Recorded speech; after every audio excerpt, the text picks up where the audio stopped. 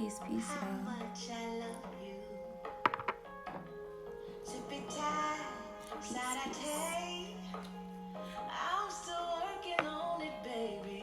Just getting my energy together real quick before we get started. I think I've tried.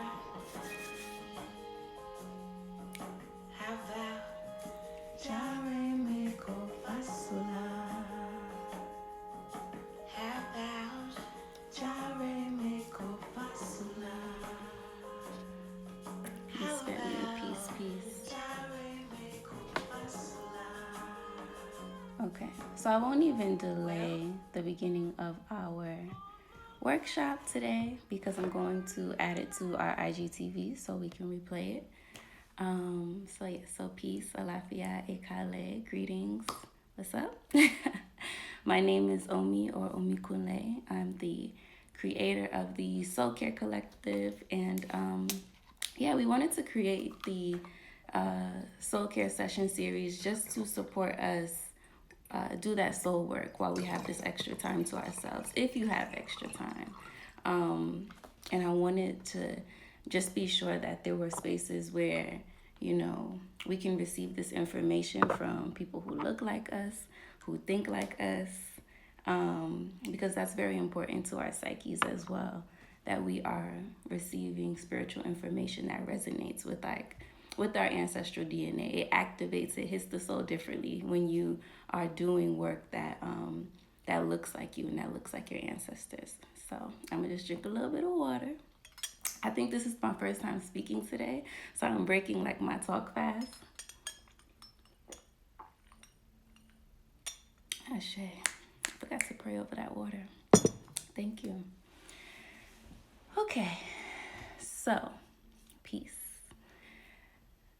Today's topic is peace. I have my notes here, but I'm gonna go in between freestyling and looking at the notes. And peace is very important to me. It's very important to everyone's spiritual journey. Peace is the foundation of basically any spiritual tradition that I've studied: the Vedic tradition, the Akan tradition, the Yoruba tradition, the Kemetic spiritual science. It doesn't matter. Peace is literally at the core of any spiritual awakening.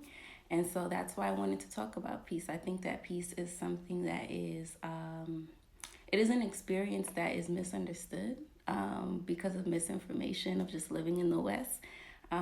We look at things differently from a different lens. So I wanted to have a discussion today about what peace really looks like when you are living in your divine self-image, tapped into your God body. And so let's just go ahead and get started.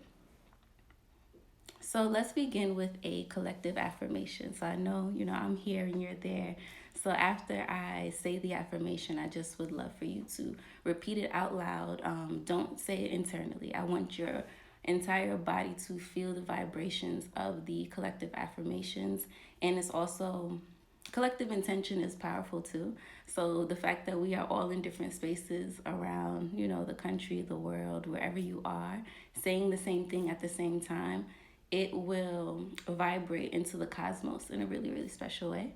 So our first affirmation is, I am at peace with myself and the world as it is. I am at peace with myself and the world as it is. So this affirmation, it does not mean that we are, at peace with the chaos that's going on. It doesn't mean that we are at peace with, just all the terrible things that are happening. It doesn't mean that we are grateful for those things. That affirmation is your proclamation to the world, to the cosmos, to the universe, to your soul, that I let go of distractions, that I'm detached, that my focus right now is my peace. Ashe, ashe, ashe. Yes. So what that affirmation does, as I said before, is it just eliminates those distractions because sorry, I got distracted because of the comments. Okay, I'm going to try to focus. All right, so there's this false belief that's programmed into our collective psyche by the dominant culture that material things will make us happy, that accomplishments will bring us peace, that degrees or certificates or shoes and jewelry and all these things will make us happy. You know what I'm saying? Um, and we also think sometimes that if we avoid challenges and conflict that we will also magically be really really happy as well and peaceful, but that's bullshit. You know what I'm saying? Those are wonderful things. They do increase like quality of life, and they can bring feelings of joy and peace, but that does not, those things will not help you maintain and sustain peace in the face of adversity. When someone is challenging you, the fact that you have a Mercedes Benz in your driveway is not going to help you cultivate peace in that moment. It's not going to save you. So you cannot avoid, you can't avoid doing this work. Um, the Buddha said material things can cause suffering, and I truly believe that. It can. It can. It absolutely can. So, so the intention of today is to go through, is to basically to understand that no one can avoid setbacks and challenges, and that these challenges are a part of the experience of being a human being having a spiritual experience. So we can't avoid it. But what you can do is cultivate your spirit, your chi, your life force energy to such a high frequency that even when the challenges come, you don't even view them as challenges anymore. It's just a natural part of life. It's that tefnut and the shoots. It's the yin and the yang. It's the light and the darkness. Excuse me, a sister is parched, honey. So pretty much what we're doing today is we're going to discuss ways to create new energetic programs and how we can acquire wisdom and growth through our healing opportunities. Conflicts and challenges are truly, truly, truly just healing opportunities. So, emotions are energy in motion. So, again, that's why I said that we're striving to create new energetic programs. So, I have another collective affirmation. Challenges are genuine growth opportunities. Challenges are genuine growth opportunities. Challenges are healing opportunities. Challenges are healing opportunities. Conflicts are opportunities for learning, mainly about ourselves. Exactly. Everything's about ourselves. Literally, the world does revolve around you. I promise you it does. Not in an egoistic way, but everything is happening around you for you to grow and for you to live in your divine purpose. So when you walk outside, when I walk outside every day without fail, I see a man on the corner wearing red and black. And that is my Father energy letting me know he loves me. He's walking with me. The way is open and I'm blessed every day without a fail. You know what I'm saying? Like, that is outstanding to me. And so, yeah, when things happen, just ask, what is the lesson? What am I being taught right now? Why is this happening to me right now? There are no coincidences. Let's erase that. There's no coincidence. There's no chance. There's no luck. Everything is happening for a divine reason. And when you look at things like that, it really, really helps you like just change the way you view the things that are happening in your life. I get really passionate about that. So let's see, what are we talking about now? Where am I now? So what does that mean? It means that reclaiming and cultivating your peace, it takes continual prayers, it takes affirmations, and it takes meditations and actions. So the work that we're going to talk about today, it takes work. You can't just, it just takes work. I'll say that. So all day I'm having an internal conversation with myself. I still have, doubtful thoughts. I still question things, but I immediately change that program. When a thought comes into my mind, oh, well, for example, I'll keep it 100. So I recently started talking to someone new. I don't know where the brother went. I'm like, well, damn, am I boring? Am I not interesting enough? Am I not intelligent enough? But that's bullshit, because y'all know. Come on. you know what I mean? But those are the thoughts that come up in your mind, or come up in the mind to just like help you. It helps you feel better. You know what I'm saying? Your mind thinks that it's helping, but really it's harmful.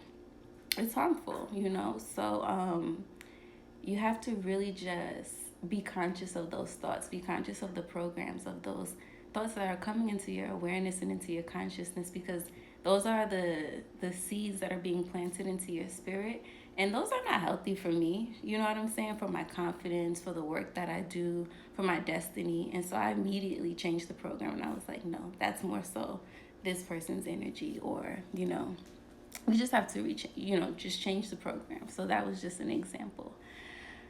But so yeah, so you have complete control over your destiny and your peace and your emotions. Nothing and no one is against you. Everything is happening for you. All experiences are coming to you so that you can practice and promote your peace, the peace that you are claiming to have. So stress, anxiety, depression, worrying are all negative emotions that pretty much devitalize the wellness. It creates sickness in the body. Energy can be neither created nor destroyed. So if you sit in here feeling angry, sad, or anxious, and you don't consciously shift that energy into something positive by doing a meditation, doing breath work, or doing something, that energy will literally just go find somewhere in your body to create sickness. So we have fibroids in women, we have hypertension, high blood pressure, we have diabetes. There's so many different ways that stress and anxiety and other symptoms of mental illness, how it's specifically impacting us, people, black people, African people, of course the diaspora. And so we really have to look at that. And we haven't even talked about the ancestral trauma that is still in the DNA that needs to be healed and transcended as well. And so think about that. If I don't shift this energy, it can lead to it can lead to sickness. It can lead to, it's just not good. It's not healthy for your person. So ask yourself, how can I shift this energy? Choose wellness. Choose yeah, just choose to heal yourself in that moment. Peace is who you are at the core. Peace is your natural, unconditioned self. We came into the world completely peaceful. It was our environment and our culture, or the culture that we are in, that led us to cultivating or having these different likes and dislikes. But we came up in here peaceful, you know what I'm saying? And so anything that is in opposition, the anxiety, the fear, the worrying, it's just any of those emotions are in opposition to peace. And so always affirm to yourself. I guess we can do another collective affirmation. Peace is my nature. Peace is my nature. Peace is my nature. Peace, y'all. Peace, peace. Thoughts become things. Yes, Ashe. All right, family. So I think we don't have to do this journaling exercise. You can think about it. So some of you may have created vision boards during the beginning of the year or during the last few months. And I think that that's great. And I affirm that all your dreams and affirmations come true and that they actualize. And I affirm health and wellness and abundance for you and your family. But today we're going to just continue to focus on those visions of peace. So ask yourself if you have a spiritual routine. And if you do, what is it? List it out in your mind or write it out right now. If you don't have one, what would you like for it to look like? And if you are unsure about what you want it to look like, consider adding meditation, body movement like yoga, dance, journaling, reading, walking, immersing yourself in nature, connecting with like-minded people. So just take a moment to think about that. Or write down the question and you can come back to it later. Peace is my nature. Thank you, Grand Voice of Ra. Prayer of gratitude when I open my eyes. That is Omitola's spiritual routine. That is one of her things, because my good sis wakes up at 4 a.m. every day to sit with God. So she's being really humble and modest right now. All right. So continue to think about that. So take a moment to also reflect on your discipline and your commitment to your routine. What can you do to engage in the intention that you just created? What time of the day, what days of the week? Be very, very, very specific. What do you want your routine to look like? And when will you complete it?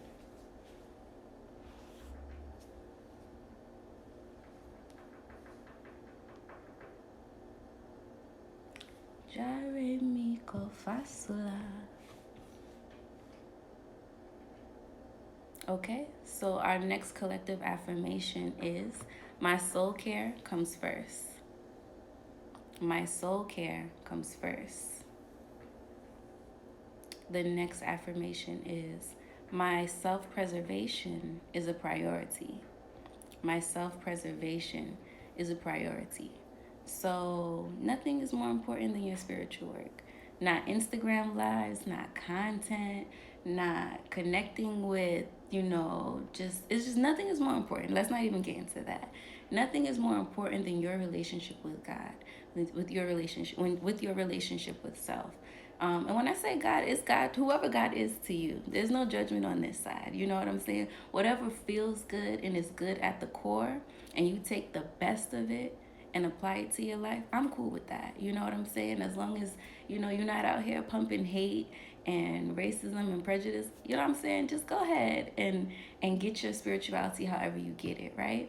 But yeah, nothing is more important than you cultivating that relationship with yourself and with God. Because in our tradition, we believe that we are an extension of God, right? So God He breathed His breath into my body when I came into this physical world, into Iyan, And so yes, so nothing's more important than that. And once you realize that, everything else falls into place. All the meditation, well, not even the meditations, but all the time spent creating these business plans or doing all this networking, just all that energy that we're putting into these other activities so that we can get where we want to be while neglecting our spiritual health and neglecting our relationship with God, it kind of is counterproductive, because once you are in alignment with your spirit, the way is open, period. You know what I'm saying? Like, you naturally are just meeting people and reading things, and you have an awareness of new information that will support you reach your goals because of your relationship with God. So prioritize that, yeah. So I'll go ahead and leave it with that. This is a short exercise, so we don't have too much more to go. My next question, as it relates to peace, is how do you speak to yourself? Are you kind? Are you harsh? So take a moment to affirm your ability, and commitment and your intention when you are speaking to yourself. So how do you speak to yourself? Are you kind? We talked about this a little bit earlier. So those thoughts that are constantly, like the stories that are running, right? The stories that are playing in our head. Oh my goodness. It shapes the entire energy of the day. It even shapes the way we dream. It shapes the way we view ourselves and the way we view other people. So that's a really, really important one. Your peace is at the center of how you think about yourself and others. Truly. So let's collectively affirm, I speak sweetly and gently to myself. I speak sweetly and gently to myself.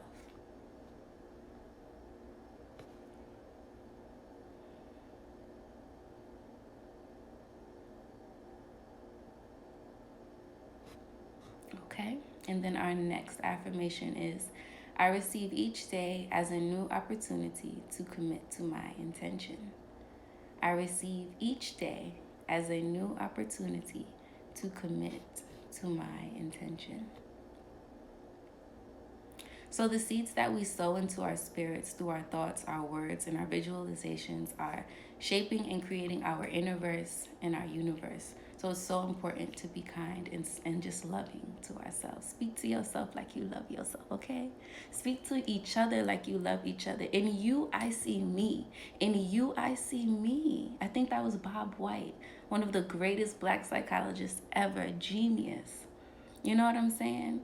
In you, I see me. I can't go outside and judge someone because that's my reflection. He is reflecting, she is reflecting a part of me. I may have transcended that, but I once was there. Malcolm X said you cannot judge someone for something that you once did not know that you now know. How can we do that? That is arrogance. It's the European way of thinking. Help your sister. Help your brother. Send them love psychically. Send them love energetically. Visualize love leaving your heart and going into that person. No more judgment. No more judgment of yourself and no more judgment of other people. It's an ancestor here because I don't preach. I don't even know what's happening right now. All right, so next we'll discuss a really simple way of transforming the way that you view yourself and the way that you view other people. In our tradition of Sma Msaku, we call this the practice of becoming the witness. So there's three very simple steps of becoming the witness, and if you can, please write this down. So witness starts with observing the thought, labeling the thought to its nature, and then letting go of the thought. Observe the thought. It said, let them use you. Okay, let me stop being silly. Okay, so observe the thought, right? Label the thought to its nature, and then you let go of that attachment to the thoughts. So let's just say you are having a thought about yourself. Maybe you say, I don't feel beautiful today. So you ask yourself, is this a useful thought? That's how you label it. Is it useful or is it not useful? Is it efficient or is it inefficient? And if you have a negative thought about yourself or someone else that's not useful to your growth or to your peace, you notice it and you say, this is not useful. You don't judge yourself. You don't feel guilty about it. You understand that you live in a society that has programmed you to be hateful. White people, European people are hateful at the core. Y'all ever heard of the Iceman? We're going to talk about that another day. But, some of them genuinely don't know love. They don't know love, and they are controlling our education. They're controlling the content, the media, in many ways. Some of us, have found ways to deprogram and we filter what we are watching and taking into our visualizations. But for some of us who have not, we have to understand that we living in the matrix. You know what I'm saying? A lot of this, 90% of it, it doesn't belong to us. So be gentle with yourself. You are not a bad person, but we are in a space where we have to actively work on that piece and deprogramming those unhealthy, thought patterns, because it's become normalized. It's become normalized. And it's not just white and European people. I will just call it the dominant culture. The dominant culture has led to the normalization of just judgment and shame and cancel culture and divide and conquer, and it's just so unhealthy. Okay, and so we're almost done. So where are we now? So see your thoughts honestly. Ask yourself right now, what is a thought that is repeatedly returning to you? And ask yourself why. What part of my soul needs healing? Why does this thought keep coming back to me? What part of me? Is it my baby girl? Is it my 5-year-old self? Is it my teenage self that was finding herself, that was hurt by something a teacher or an ex-boyfriend or girlfriend said? You know what I mean? What part of me is showing up? Why am I having an emotional reaction right now that is not peaceful? And so when you do that, you journal about it. You talk about it in therapy. Talk about it with your sister friends, with your brothers. You know what I'm saying? Bring that work to healing circles. If you don't have a space like that, create it, sis. Create it. You know what I mean? Create it, brother. You know, whoever's here. So, you know, really just begin to do that work. You know, commit to yourself, if nothing else. And so, yes, so this process of becoming the witness is it's a healthy and honest process of naming thought patterns. So just, you know, let go when they come up. Okay, I thought that, and then I let it go. Sometimes I cry, you know, just like, damn, sis, why did you have that thought, you know? And then I let go of the tears. But the tears come from it being so foreign to my person to have a thought like that. It's the shock. It's not even the disappointment. It's the shock. Like, damn, I'm really like, I'm tapped into the matrix right now. Let me get out of this. Let me recenter myself, you know? And so, yeah, let me see. So, yeah, so integrate this practice into your daily internal conversation. You will naturally begin to see how your life transform. Your health will improve. You will feel less anxious. You will feel less, nervous. You'll have less worry. And so I just wanted to have one more collective affirmation, which is I am at peace with myself and the world as it is.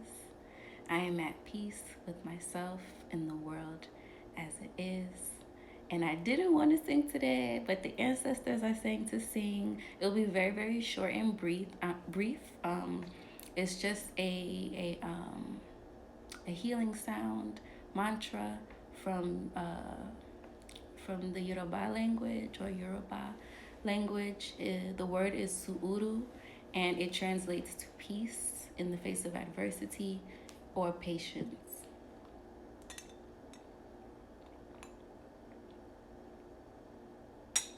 Okay, I'm gonna just say it 5 times. I'm gonna be obedient even though I don't want to. Okay, so I invite you to sit comfortably in your chair, or if you are laying down, just find yourself in a very comfortable position and close your eyes and really take in the word sounds.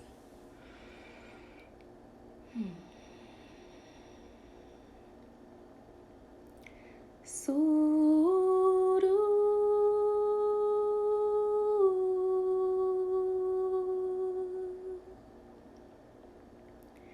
Suru.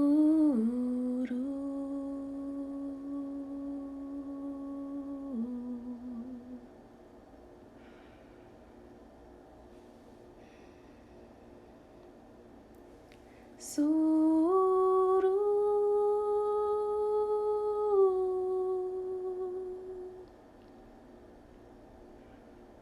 Suru.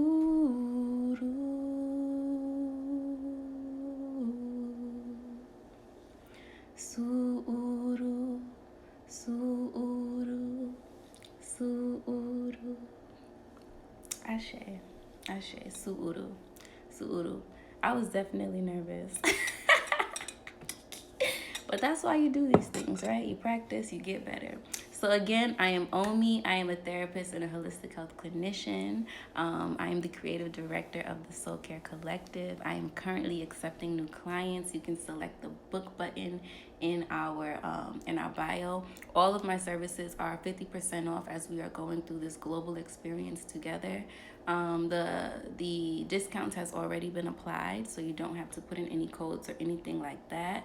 I would love to work with you. I offer therapy, spiritual consultations, individualized treatment plans, and other wellness offerings. And I'm just grateful for everyone who joined today and was just here to talk about some peace. You know, I affirm that it was useful to your energy and to your soul. And please share this video with other people. And I love you. And I see you, and you are needed. You came here for a reason. You came here for a divine reason. And once you know what that is, everything changes. And so I affirm that your purpose and your divinity is made clear to you, and that you begin to live in that. So peace and love. All right? Light. My pleasure. My absolute pleasure. My pleasure. It's my joy, truly. All right.